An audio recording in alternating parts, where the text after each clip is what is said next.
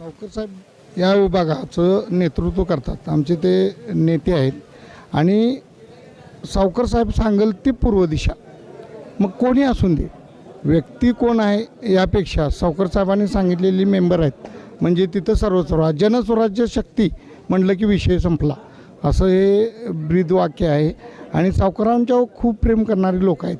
त्यामुळं मला उमेदवारी नाही, त्याला दिली वगैरे असं काही नाही. जो आम्हाने साहेबांनी दिलेला उमेदवार आहे तो त्याच्यासाठी आम्ही कटिबद्ध आहे. आणि जास्तीत जास्त पोरल्यातनं आम्ही मतं देणार, जेणेकरून जेवढी सावकर साहेबांना मतं दिलीत किंबहुना तेवढी मतं आम्ही या दोन्ही उमेदवारांना देणार.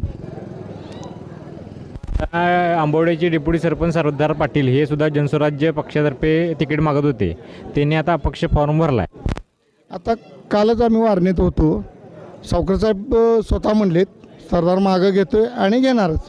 आणि सावकरसाहेबांच्या पुढं शक्यतो आमच्या या विभागात कोणी म्हणजे नाही पुढं जात. आणि कालच आमची चर्चा झाली ती सरदारचं काय, तर सावकरसाहेब म्हणतात की बाबा काही नाही, सरदार मागं घेतो आहे, त्यामुळं काय अडचण येणार नाही कुठलीच. त्यांनी उमेदवारी अर्ज भरला ते काय आता मी आज भरला आहे ना, भरला घेतील, मागं घेतील नक्की मागं घेतील. आणि पोरल्यातून आपण जास्तीत जास्त जनसुराज्याला मतं द्यायचं काम करू नक्की.